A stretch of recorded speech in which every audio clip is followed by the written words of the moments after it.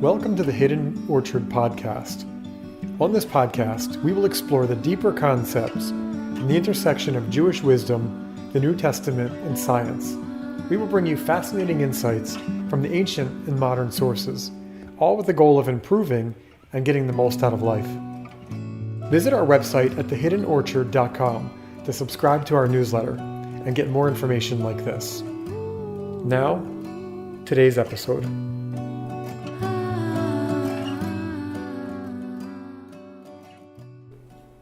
Jewish meditation. In the introduction to his highly acclaimed and highly recommended book, Jewish Meditation, Rabbi Aryeh Kaplan makes the following statement. People are often surprised to hear the term Jewish meditation. Otherwise knowledgeable Jews, including many rabbis and scholars, are not aware such a thing exists. When shown texts that describe Jewish meditation, they respond that it belongs to the esoteric or occultic corners of Judaism, and has little to do with mainstream Judaism.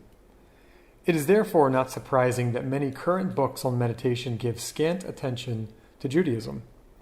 Again, that's from his book, Jewish Meditation, of which I highly recommend. It's a part of a series where he dives deep into meditation in the Jewish tradition. Observationally, his assessment is very true. Perhaps for many Westerners in general, other Eastern religions have had the market cornered on the idea of meditation, if even perceptually. This was only increased in the 1960s in the US as gurus spanned throughout, picking up followers far and wide. While this is the common perception for many still today, it does not detract from the fact that Judaism has long maintained a tradition of meditation. In fact, those in the know will tell you that Jewish prayer, often known as tefillah, is meditation. If one were to search for a basic how-to of Jewish meditation, often your search will direct you towards what is known today as hitbodedut. Though in Hasidic circles this practice has taken on a life of its own, there is much to learn from our sages on this matter as well. Derived from the word hitboded, hitbodedut simply means self-isolation. In the Second Temple period, meditative prayer was a daily practice of the schools of the prophets. Their students, as well as the prophets, would spend hours in meditation trying to seek revelation or insight from the Creator. We can see that many of the early pious Jews, particularly the Galilean Hasidim, would isolate themselves when praying to God. This is the case we see when Honi the circle drawer was asked to pray for rain. He left the temple area to pray in private. We also see a similar practice of Yeshua HaNotzri from the New Testament, which, by the way, is another Galilean chassid. For example, in Luke 5:16 we read, "But he would withdraw to desolate places and pray." In Mark 1:35 we read, "Early in the morning, while it was still dark, Yeshua got up and slipped out to a solitary place to pray." And then again in Matthew 14:23 we read, "And after he had dismissed the crowds, he went up on the mountain by himself to pray. When evening came, he was there alone." The Rambam, aka Moses Maimonides, tells us that the prayer called the Amida, or the standing prayer, also known as the Shemona Esrei, a prayer that can be recited in 8 to 9 minutes, he tells us, was a 3-hour endeavor in the time of the first century. Now keep this in mind, because this would have included other prayers as well, including, of course, the Shema. And you can read his information on that in his book Mishnah Torah, Prayer and the Priestly Blessing, section 4. Maimonides' son, Abraham Maimonides, even developed a method of external hitbodedut and internal hitbodedut, physical and soul isolation, respectively. While these ideas would certainly be the chief tools of the mystics, there's a clear line of a kosher meditative instruction as far back as one chooses to look. On this site, we will continue to provide more information on meditation, safe and effective ways to build meditation into your prayer. In the meantime, it's helpful to know the key differences between general Eastern meditation and the Jewish meditative traditions. At a very high level, I will say function. It's common for Eastern religions to seek detachment from the world, detachment from human desires, or even emotions. While this can be useful in moments of duress or stress or trauma, this is not usually the goal of Jewish meditation. Jewish meditation seeks to help us connect with the Creator for the purpose of bringing down insight and revelation, elevating our consciousness to influence the world around us. It's not a means of escapism, but it's for the purpose of elevation.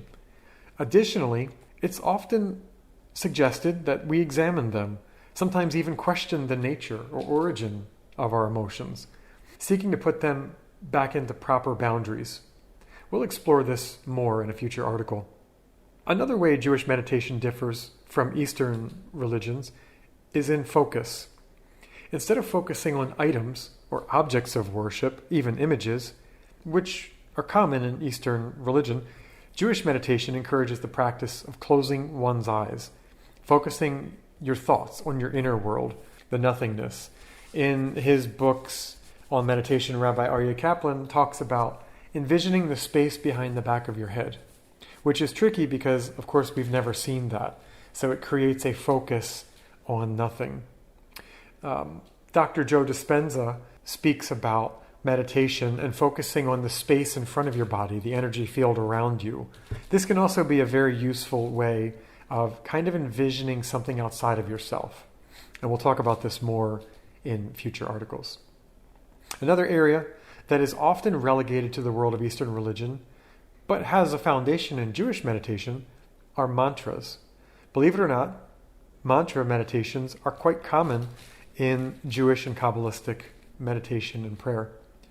Instead of sounds, it's a standard idea that someone might repeat a phrase from the Psalms, or even a statement of affirmation to the glory of God. A common mantra of Rabbi Nachman of Breslov was Ribono Shel Olam, which means Master of the Universe. And you would find in his tradition he would recite this well over 100 times. Lastly, another major departure point from Eastern tradition and Jewish meditation is intention. In Hebrew, the word kavana represents a kind of holy focus. Kavana means focus. A kind of mindfulness that we can adopt in everything we do. With kavana, we can unlock the true potential of every observance we take on, every thought, every deed, and every word we speak, elevating it above the mundane expression, the going through the motions, or simply doing what we ought. With kavana, we can connect to the will of the Creator in mind, body, and spirit, and bring down intention into everything we do.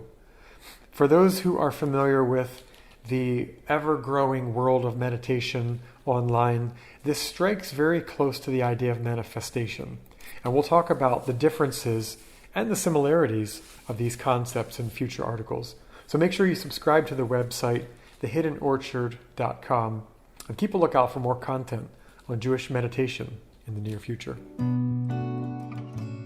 I hope you enjoyed today's episode. For more information like this, again, visit our website, thehiddenorchard.com. Sign up for our weekly newsletter and look out for other articles posted there throughout the weeks. Reach out to us and let us know what you think of the show. Until next time, have a great week.